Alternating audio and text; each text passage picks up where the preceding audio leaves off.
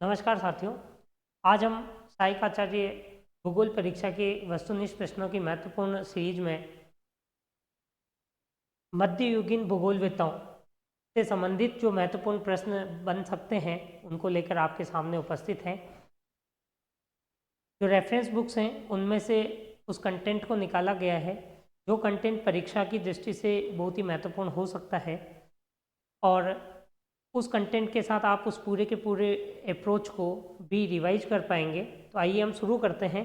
आज का जो हमारा वीडियो होने वाला है वो सहायक आचार्य भूगोल परीक्षा के लिए तो लाभदायक है ही है, साथ में स्कूल व्याख्याता भूगोल की तैयारी करने वाले हमारे सभी साथियों के लिए भी लाभदायक रहेगा। हम बात करते हैं कि मध्ययुगीन जो भूगोलवेत्ता हैं उन मध्ययुगीन भूगोलवेत्ताओं के जो महत्वपूर्ण प्रश्न वस्तुनिष्ठ प्रकार से बन सकते हैं वो कौन कौन से हो सकते हैं। तो हम शुरू करते हैं। पहला प्रश्न हमारा कि मध्यकालीन युग की समयावधि है। मध्यकालीन युग की समयावधि है, तो आइए हमें देखते हैं कि हम अगर भूगोल की विकास यात्रा की बात करें तो 600 ईसा पूर्व 600 ईसा पूर्व से लेकर 300 ईस्वी तक का जो समय है वह समय मुख्य रूप से कहलाता है यूनान व रोमन का, जिसको हम कहते हैं प्राचीन चिर सम्मत काल। प्राचीन चिर सम्मत काल। इससे संबंधित महत्वपूर्ण प्रश्नों का हमने अध्ययन कर लिया है, और जिन साथियों ने वो वीडियो नहीं देखा है तो आप हमारे यूट्यूब चैनल पर जो एमसीक्यू सीरीज है उसमें जाकर वो वीडियो देख सकते हैं। प्राचीन चिर सम्मत काल में जो मुख्य भूगोलवेत्ता थे वो भूगोलवेत्ता थे यूनानी और रोमन। यूनानी व रोमन, इनका हमने अध्ययन कर लिया था। अब हम आ रहे हैं मध्ययुगीन मध्यकालीन। तो जो मध्यकालीन भूगोल है उसमें कौन कौन से विद्वान रहे थे और उनका जो समय काल क्या है। तो आज हमारे प्रश्न में पहला प्रश्न उसमें है कि मध्यकालीन युग की समयावधि क्या है।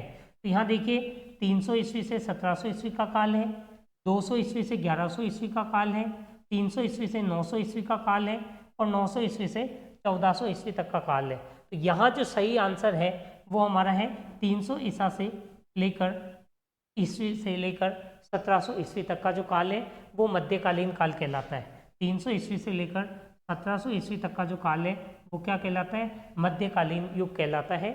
और इस मध्यकालीन युग के भी कुछ सब डिविजन्स बाद में किए गए हैं, हम आगे वीडियो में देखते हैं। आगे प्रश्न में निम्न कालक्रम समूह सही है। तो जो हमारा मध्यकाल था उस मध्यकाल का जो कुल समय था वो काल का कितना था। मध्यकाल का समय 300 से लेकर 1700 ईस्वी तक का जो समय है वो हमारा मध्यकाल है। अब इसी मध्यकाल को हम खंडों में विभाजित करते हैं, तो इसमें से कौन सा सही है हम देखते हैं। जो पूर्व मध्यकाल है वो 300 ईस्वी से 700 ईस्वी तक का जो समय है उसे पूर्व मध्यकाल के नाम से जाना जाता है। अंतर मध्यकाल है वो 700 से 1250 ईस्वी तक का काल माना जाता है। उत्तर मध्यकाल जो है वो 1250 से 1700 ईस्वी का माना जाता है। अब यहाँ देखिए पूर्व मध्यकाल जो है वो पूर्व मध्यकाल मूल रूप से जो जाना जाता है वह अंधकार युग के नाम से जाना जाता है।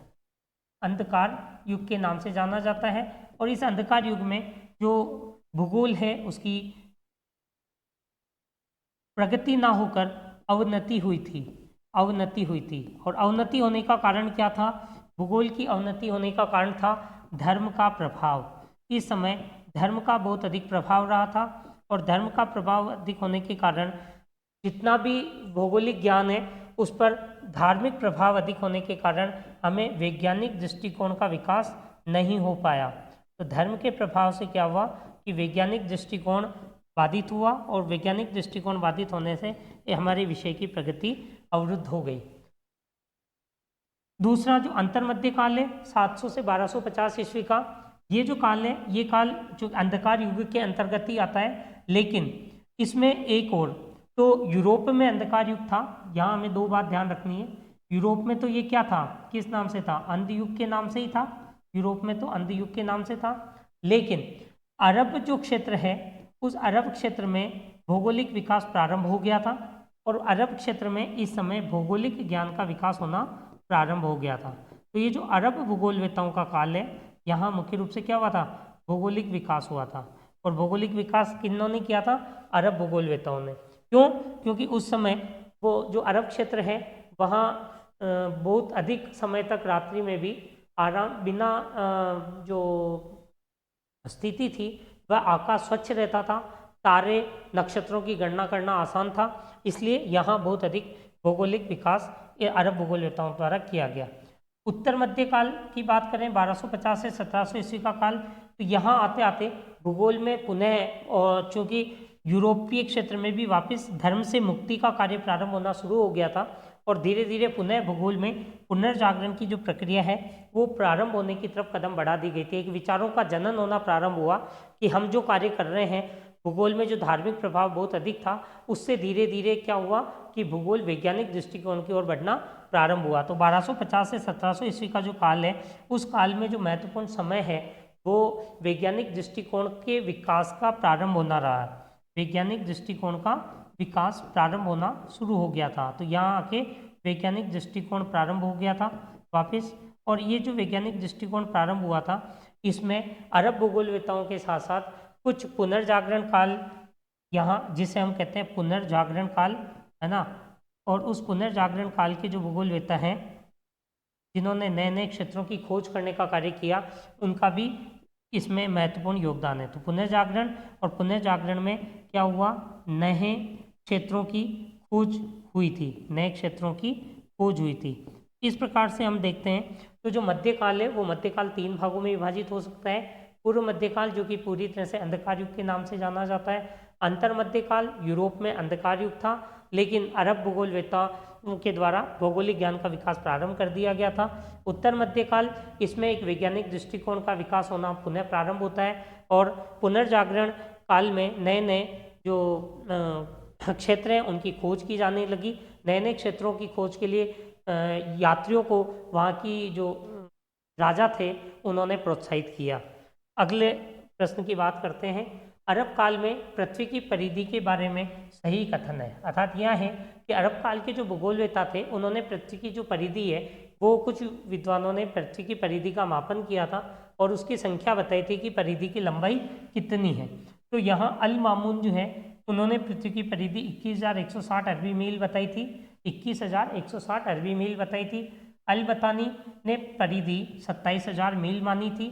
इब्न खुर्दाद भी है, इब्न खुर्दाद भी ने परिधि 26,000 मील मानी थी। तो यहाँ जो तीनों विद्वान हैं, तीनों विद्वानों के द्वारा जो पृथ्वी की परिधि की लंबाई मानी गई थी वो तीनों ही सही हैं, इसलिए हमारा जो आंसर है प्रश्न उसका आंसर क्या है, 4, उक्त सभी। यहाँ तीनों, पहला, दूसरा और तीसरा क्या है, सही है। तो हमारा आंसर क्या होगा, उक्त सभी। नेक्स्ट की बात करते हैं, निम्न संकलनकर्ता को सुमेलित कीजिए। यहाँ देखिए, निम्न संकलनकर्ता को सुमेलित करने की जब हम बात करते हैं तो अरब भूगोलवेताओं में कुछ विद्वान ऐसे थे जिन्होंने भौगोलिक तथ्यों का संकलन करने का काम किया और भौगोलिक कोश और विश्व कोश इस तरह से अलग अलग ग्रंथों की रचना की। तो एक तरफ हमारे पास उनके द्वारा किए गए संकलन है, दूसरी तरफ किसने संकलित किया है। तो देखिए, भौगोलिक शब्द संग्रह, भौगोलिक शब्द संग्रह का जो संकलन किया था वो संकलन करने वाले थे अल बाकरी। भौगोलिक शब्द संग्रह का जो संकलन किया था उनका नाम है अल बाकरी। उसके बाद भौगोलिक कोश का जो संकलन किया था वो है जकाउत। भौगोलिक कोश का जो संकलन किया था वो है जकाउत। विज्ञान कोश का जो संकलन करने वाले विद्वान का नाम है वो है इकबान उल सेफा, इकबान उल सेफा। विश्व कोश का संकलन करने वाले विद्वान का नाम है इब्न सीना, इब्न सीना। तो आप ये देखिए, अगर हम इनके सुमेलित क्रम की बात करें और ऑप्शन में देखें कि ए से कौन सा सही है, तो ए से 4 मिलेगा, पॉइंट नंबर 3 में 4 है और 4 में 4 है। तो यहाँ 2 ऑप्शन हमें मिल रहे हैं, 2 ऑप्शन हमारे पास गलत हो गए। अब हम 2 ऑप्शन में अगला ऑप्शन पे जाते हैं। तो जो भौगोलिक कोश है वो किसका है, जकाउत का। तो भौगोलिक कोश जकाउत का है तो 3, इसलिए यहाँ 2 हैं तो ये भी नहीं होगा। तो 4, 3। उसके बाद विज्ञान कोश है इकबान उल सेफा, 2 नंबर सी का, ठीक है। तो ए, बी, सी और D, A B C D में सी का जो है वो क्या हो गया, 2 नंबर, और उसके बाद में विश्वकोश वो इब्न सीना 1 नंबर। तो हमारा जो यहाँ सही आंसर है वो कौन सा हो गया, आंसर नंबर 3, 4, 3, 2, 1, 4, 3, 2, 1। ये जो हमारा आंसर है ये हमारा आंसर सही हो गया। निम्न संकलन करता, भौगोलिक शब्द संग्रह किसका है? अल बाकरी का। भौगोलिक कोश जकाउत का। विज्ञान कोश इकबाल उल सैफा। विश्व कोश इब्ने सीना। नेक्स्ट प्रश्न की बात करते हैं। 1154 ईस्वी में सादा आयताकार प्रक्षेप पर रोजर द्वितीय के दरबार में सिसिली का विश्व मानचित्र किसने बनाया था? तो यहाँ जो सिसिली का विश्व मानचित्र है वो किसने बनाया था, ये एक प्रश्न है। 1854 ईस्वी में किस पर बनाया था? सादा आयताकार प्रक्षेप पर। और सादा आयताकार प्रक्षेप पर जो प्रश्न बनाया था वो है, 4 ऑप्शन हमें दिए हुए हैं, अल इदरसी, अल बरूनी, इब्ने हाकल और अबूजेद बलखरी। इब्ने हाकल और अबूजेद बलखरी। तो हमें ये देखना है कि इन चारों में से कौन सा सही है। चारों में से कौन सा सही है, बताइए चारों में से कौन सा सही है। तो सादा आयताकार प्रक्षेप पर जो रोजर द्वितीय के दरबार में मानचित्र बनाया था वो थे अल इदरसी, इन्होंने मानचित्र बनाया था। नेक्स्ट प्रश्न है, कैस्पियन सागर को नौवहन करके ज्वार का अध्ययन किसने किया था? ज्वार का अध्ययन किसने किया था? अल मसूदी, इब्न सीना, इब्न खालदून और इब्न बतूता। इसमें सही आंसर है अल मसूदी। अल मसूदी ने कैस्पियन सागर में नौवहन करके ज्वार का अध्ययन किया था। नेक्स्ट प्रश्न पर आते हैं, अष्टाध्यायी का अरबी भाषा में अनुवाद किसने किया था? अष्टाध्यायी का अरबी भाषा में अनुवाद किसने किया था? ये महत्वपूर्ण है। अरबी भाषा में अनुवाद करने वाले थे इसमें अल बरूनी। राइट आंसर हमारा 2, अल बरूनी, जिन्होंने अष्टाध्यायी का अरबी भाषा में अनुवाद किया था। नेक्स्ट प्रश्न, अल बरूनी ने 2 अक्षांश रेखाओं के मध्य की दूरी कितनी बताई थी? अल बरूनी ने 2 अक्षांश रेखाओं के मध्य की दूरी कितनी बताई थी? यहाँ सही आंसर हमारा पॉइंट नंबर 4, 56 मील। 56 मील 2 अक्षांश रेखाओं के मध्य की दूरी उन्होंने बताई थी। नेक्स्ट की बात करते हैं, निम्न कथनों पर विचार कीजिए। अल बरूनी मोहम्मद गजनी के साथ भारत आया था। अल बरूनी मोहम्मद गजनी के साथ भारत आया था।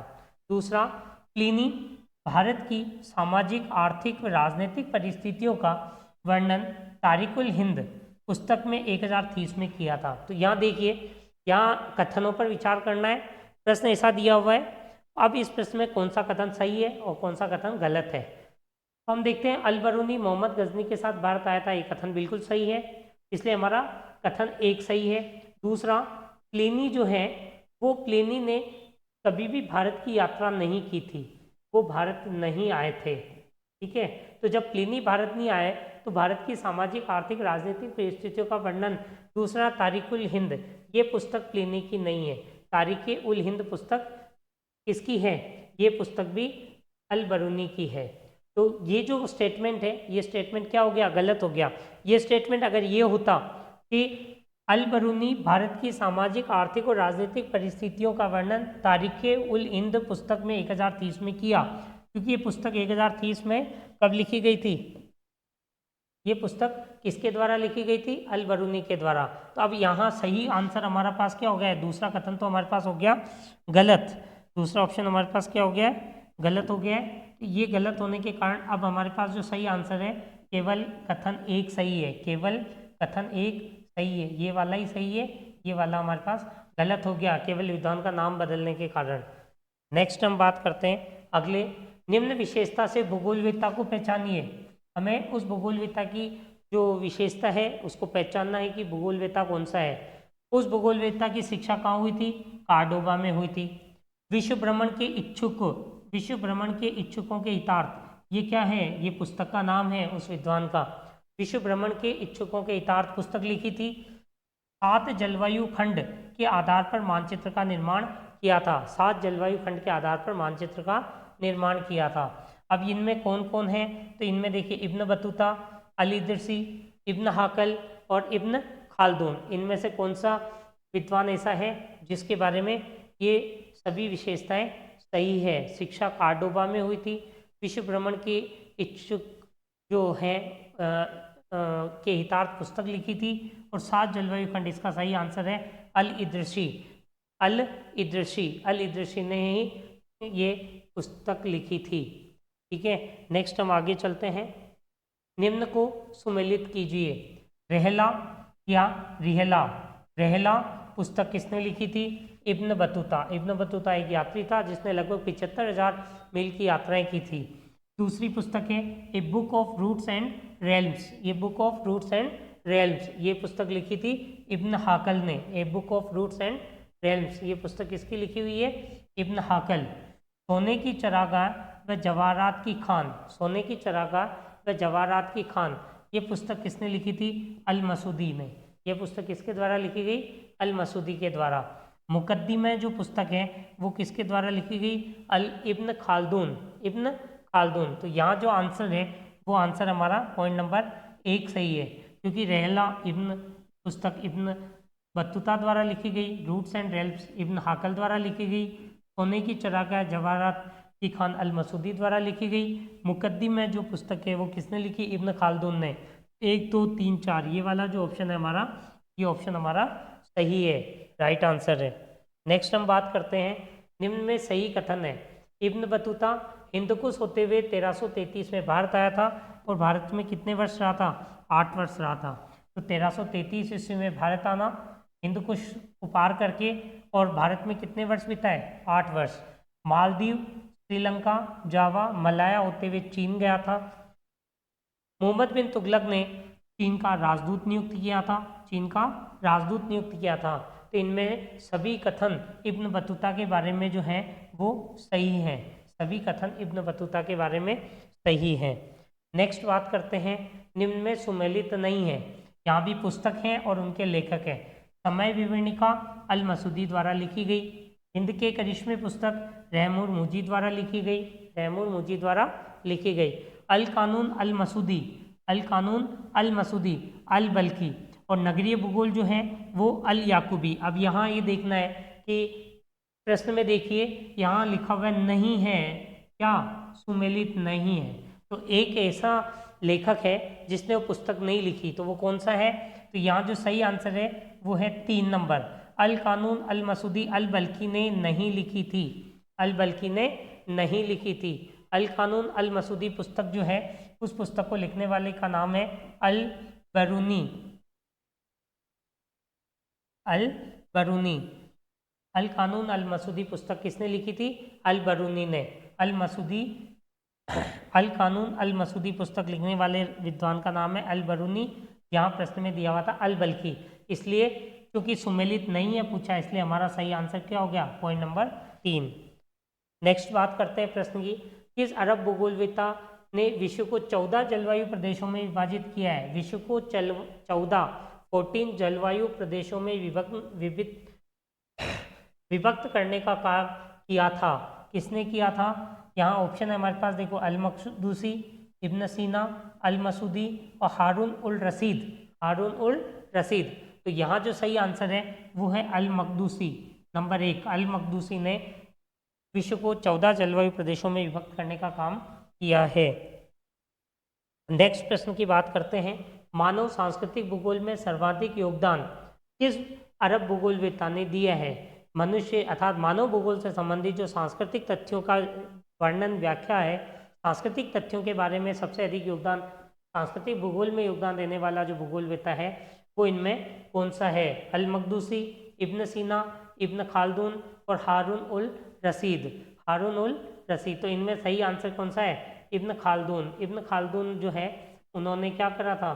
सांस्कृतिक भूगोल में सर्वाधिक योगदान दिया था। नेक्स्ट हम बात करते हैं अन्वेषण व खोज काल की अवधि। जब हम क्या हो रहे हैं, मध्यकाल जो है उसमें जो मध्यकाल के 3 खंड थे, पूर्व मध्यकाल, उसमें हमने अंधकार युग के भूगोलवेत्ताओं का अध्ययन किया। उसके बाद मध्यकाल जो था उसमें अरब भूगोलवेत्ताओं का, और उत्तर मध्यकाल की तरफ हम बढ़ रहे हैं। तो जब हम उत्तर मध्यकाल की तरफ आते हैं जिसमें कि पुनर्जागरण हुआ, प्रारंभ हुआ था, उस समय जो महत्वपूर्ण कार्य था अन्वेषण करना और खोज करना, तो वो काल कौन सा है? 1400 ईस्वी से 1500 ईस्वी के मध्य का, 1492 से 1522, 1550 से 1650, 1460 से लेके 1560 ईस्वी। तो इसमें जो सही आंसर है वो हमारे पास है 1492 से 1522। ये जो काल है, इस काल में नवीन क्षेत्रों की खोज हुई थी, नवीन भागों की खोज हुई थी, नवीन क्षेत्रों की खोज हुई थी।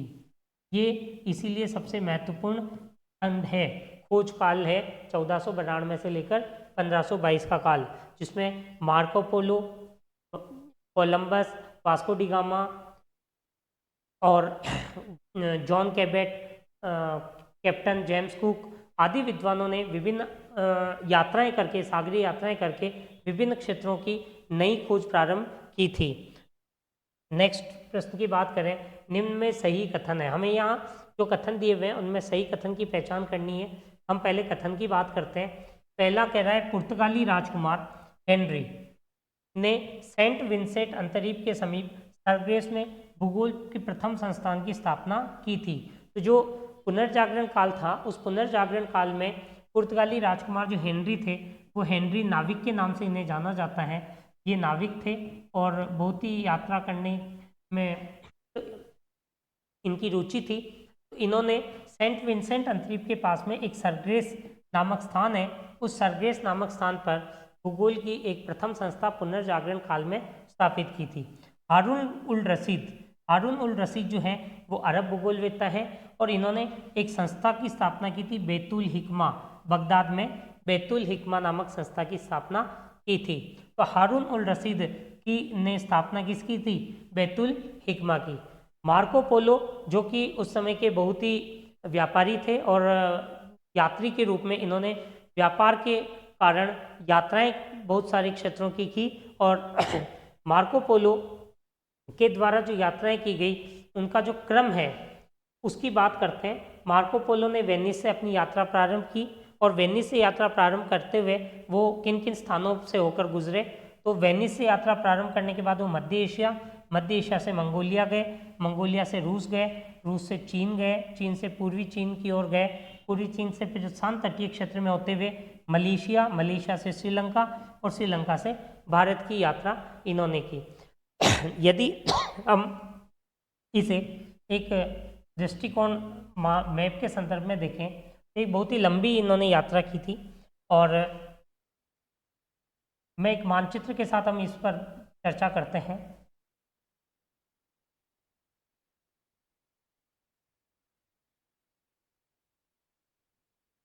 ये जो यूरोपियन क्षेत्र है और इस यूरोपियन क्षेत्र से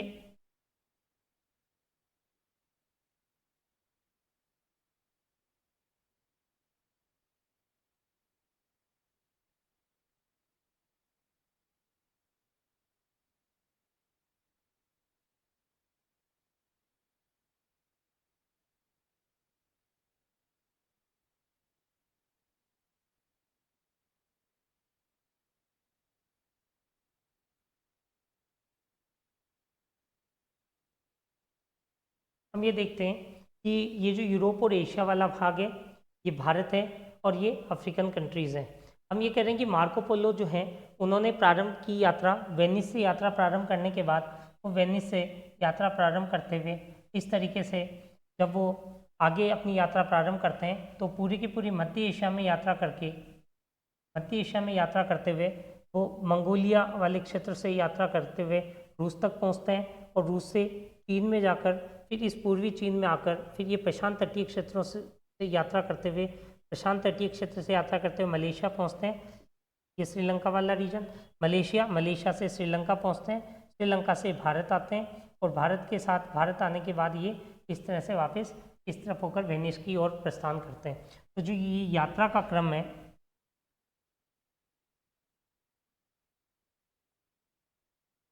अब देखिए ये रूट है इनका यात्रा का। ये जो क्रम है एक बहुत ही बड़ा क्रम है जो किसने यात्रा की? मार्को पोलो ने। और इस तरह से ये इनके यात्रा का क्रम रहा, पुनः वेनिस पहुंचे। तो ये जो यात्रा का क्रम है इस यात्रा में मार्को पोलो ने वेनिस से यात्रा प्रारंभ की, फिर मध्य एशिया गए, मंगोलिया गए, रूस गए, चीन, फिर पूर्वी चीन वाले भाग में गए, फिर प्रशांत तटीय क्षेत्र में यात्रा की, मलेशिया, श्रीलंका और भारत की यात्रा की। तो यहाँ जो कथन है वो कथन सारे के सारे क्या हैं? सही हैं, सभी कथन सही हैं। नंबर 4 सभी कथन सही हैं। नेक्स्ट हम बात करते हैं कोलंबस की समुद्री यात्रा को मदद किसने की? कोलंबस जो थे उन्होंने समुद्री यात्रा प्रारंभ की। अब यहाँ एक प्रश्न आता है महत्वपूर्ण कि इनकी जो यात्रा थी उसकी मदद किस व्यक्ति ने की, किस राजा ने की? यहाँ देखिए हेनरी, इजाबेला, जॉर्ज और लुई नवम। यहाँ स्पेन की महारानी इजाबेला, स्पेन की महारानी इजाबेला ने कोलंबस की समुद्री यात्रा में मदद की थी, क्योंकि कोलंबस जो है वो गरीब परिवार से थे। कोलंबस क्या थे? गरीब परिवार से थे। इनके पास इतना संसाधन नहीं था कि ये यात्रा कर पाए। और कोलंबस की जो यात्रा का उद्देश्य था, महारानी इजाबेला ने जो मदद की, उसका उद्देश्य था भारत की खोज, भारत की खोज। और भारत की खोज करने का उद्देश्य भी क्या था कि पश्चिम की ओर सीधे मार्ग से, पश्चिम की ओर, यूरोप से पश्चिम की ओर, जो यूरोपीय खंड था, जिसमें हमने पूर्व मानचित्र में भी देखा कि हम अगर इस यूरोप वाले खंड की बात कर रहे हैं, है ना, अफ्रीका, तो ये जो यूरोपीय खंड है, इस यूरोप से सीधे पश्चिम की ओर भारत की खोज करना उद्देश्य था, है ना, सीधी दिशा में, सीधे दिशा में। और सीधे दिशा कौन सी? पश्चिम से, कि भाई सीधे पश्चिम दिशा में यात्रा करके हम कहाँ पहुँच सकते हैं? भारत की खोज करना चाह रहे थे, लेकिन वो कर नहीं पाए, क्योंकि सीधे पश्चिम दिशा में इनका उद्देश्य था कोलंबस का समुद्री यात्रा करने का। और इसकी मदद की स्पेन की महारानी इजाबेला ने, इजाबेला ने। राइट आंसर हमारा कौन सा है? इजाबेला। उद्देश्य भारत की खोज, और क्या? सीधे मार्ग से, सीधे दिशा से पश्चिम में सागरीय मार्ग की भारत के लिए खोज करना। लेकिन ये संभव नहीं हो पाया, और इन्होंने भारत के स्थान पर पश्चिमी द्वीप समूह की खोज की, ट्रिनिडाड और टोबैगो की खोज की, क्यूबा व जमैका की खोज की। नेक्स्ट हम बात करते हैं कोलंबस की समुद्री यात्रा जो थी, उन्होंने जो समुद्री यात्रा की, उसकी काल अवधि व खोज युग में सही नहीं है। कोलंबस ने 4 समुद्री यात्राएं की थी। कुल जो उनकी यात्राएं थी वो थी 4, और 4 समुद्री यात्राओं में उनका वर्ष और उनके द्वारा क्या खोज की गई उसका एक समूह है, उसमें से हमें देखना है कि कौन सा सही नहीं है। हम देखिए 1490 प्रथम यात्रा अमेरिका, दूसरा 1493 द्वितीय यात्रा क्यूबा व जमैका, तीसरी यात्रा 1496 तृतीय यात्रा ट्रिनिडाड, 1502 चतुर्थ यात्रा पश्चिमी द्वीप समूह। ये इनकी अंतिम यात्रा थी, अंतिम यात्रा थी। अब हमें ये देखना है कि इसमें से कौन सा युग्म सही नहीं है, क्योंकि हमें ये पूछा गया है कौन सा खोज युग्म सही नहीं है। तो यहाँ जो सही नहीं है वो है 1490, ये सही नहीं है, क्योंकि यहाँ जो सही वर्ष आएगा वो आएगा 1492 ईस्वी, 1492। यहाँ जो सही युग्म आएगा वो क्या आएगा? 1492। तो हमारा जो आंसर है 1490 प्रथम यात्रा अमेरिका। इन्होंने प्रथम यात्रा जो है वो अमेरिका की नहीं की थी, प्रथम यात्रा अमेरिका की नहीं की थी। तो ये जो वर्ष है ये गलत है। ये कब था? 1492 में। नेक्स्ट प्रश्न पे बात करते हैं। पूर्वी देशों में उपनिवेश स्थापना का मार्ग किसकी समुद्री यात्रा को माना जाता है? पूर्वी देशों में जो उपनिवेश स्थापित हुए थे, पूर्वी एशिया का जो पूरा का पूरा भाग है एशिया का, उसमें जो उपनिवेश हुए थे यूरोप के दृष्टिकोण से, यूरोप से जितने भी पूर्वी देश हैं उनमें उपनिवेश स्थापना का मार्ग, ऐसे कौन से यात्री थे जिनके द्वारा एक खोज की गई, उसके बाद वो मार्ग सुगम हो गया था? तो हम देखते हैं कोलंबस नहीं हो सकते, क्योंकि इन्होंने क्या करा था? पश्चिम की ओर मार्ग की खोज की थी, और इन्होंने ट्रिनिडाड टोबैगो और क्यूबा जमैका और पश्चिमी द्वीप समूह की खोज की थी। कैप्टन जेम्स कुक, इन्होंने ऑस्ट्रेलिया की खोज की थी। वास्को डी गामा, इन्होंने भारत की खोज की थी। और जॉन कैबेट। अब यहाँ देखिए जब हम वास्को डी गामा की यात्रा की बात करते हैं, वास्को डी गामा ने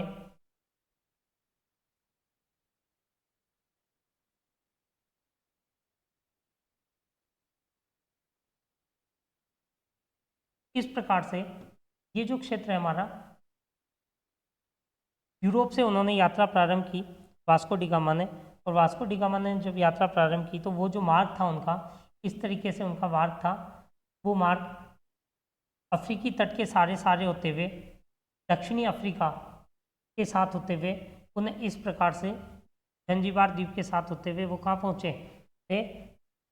कालीकट बंदरगाह। तो यहाँ से यूरोप के साथ, यूरोप से भारत के सागरीय मार्ग की खोज हुई थी, भारत के सागरीय मार्ग की खोज हुई थी।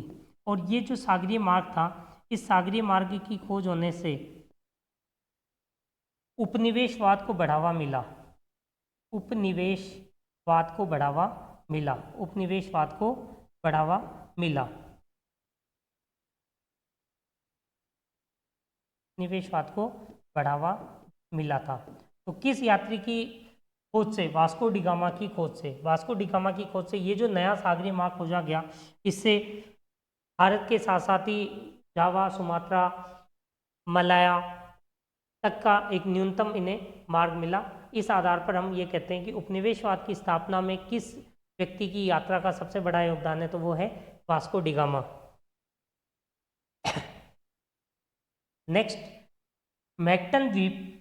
मैक्टन द्वीप की जनजातियों से विवाद हो गया था, और मैक्टन द्वीप की जनजातियों से विवाद होने के कारण, मैक्टन द्वीप की जनजातियों से विवाद होने के कारण किस नाविक की हत्या 1521 ईस्वी में हो गई थी? तो वो है Ferdinand Magellan. Ferdinand Magellan. Ferdinand Magellan की जो उसने संपूर्ण संसार की यात्रा की थी, और मैक्टन द्वीप की जनजातियों से उनका विवाद होने पर उस जनजाति के लोगों ने इनकी हत्या कर दी थी। नेक्स्ट हम बात करते हैं, निम्न कथनों में कौन सा सही है? हमें यहाँ सही कथन की बात करनी है।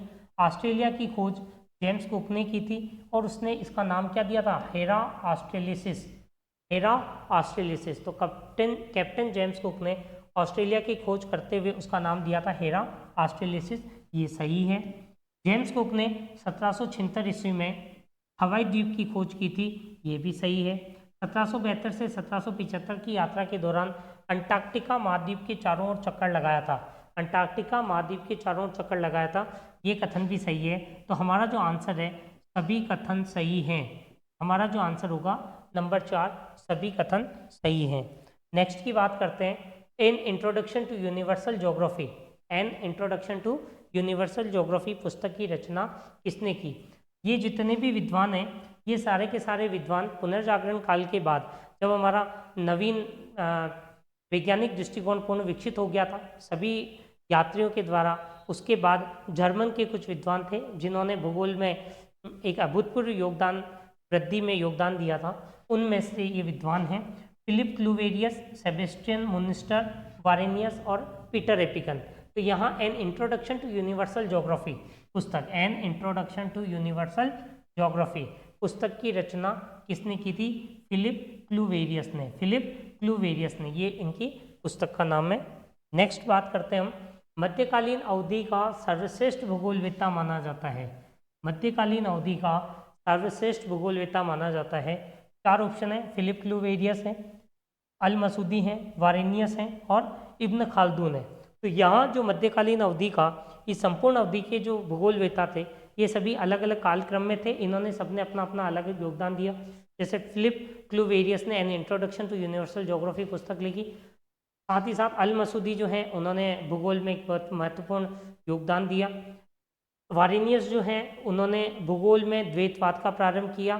सामान्य भूगोल और विशिष्ट भूगोल में पहली बार भूगोल का विभाजन जो हमें देखने को मिलता है, वो वारेनियस महोदय के द्वारा मिलता है। इब्न खालदून जो है, उन्होंने सांस्कृतिक भूगोल के संदर्भ में महत्वपूर्ण योगदान दिया। तो यहाँ जो सर्वश्रेष्ठ भूगोलवेत्ता जिसे माना जाता है, वो है वारेनियस।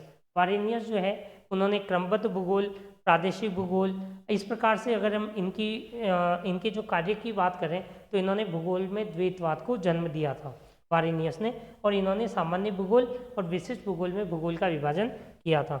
नेक्स्ट बात करते हैं हम, क्रमबद्ध भूगोल का सबसे बड़ा ग्रंथ। क्रमबद्ध भूगोल का सबसे बड़ा ग्रंथ वारेनियस ने लिखा था। यह कथन किसका है? यह कथन किसका है? वारेनियस के बारे में ये कहा गया था, और ये किसने कहा, ये किसने कहा, हमें उस विद्वान की पहचान करनी है। हम्बोल्ट महोदय ने कहा, हार्टसॉन ने कहा, कांट ने कहा, या हेटनर ने कहा? तो यहाँ जो आंसर सही है, ये कथन कहा गया था हार्टसॉन महोदय के द्वारा।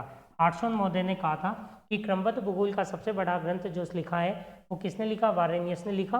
ये बात हार्टसॉन महोदय ने वारेनियस के बारे में कही थी। तो ये महत्वपूर्ण जो है 25 इंपॉर्टेंट MCQs बनाए गए, और इससे लगभग हम आज की वीडियो तक यूनानी भूगोलवेत्ता, रोमन भूगोलवेत्ता, अंधकार युग के भूगोलवेत्ता, अरब भूगोलवेत्ता, और साथ ही साथ पुनर्जागरण काल की यात्राएं, और उसमें जो भूगोलवेत्ताओं ने योगदान दिया, उनको एक हल्का रूप में रिवाइज कर पाए। नेक्स्ट वीडियो में हम आगे जो हमारी जो द्वितीय शास्त्रीय काल है, उसका अध्ययन करेंगे। धन्यवाद।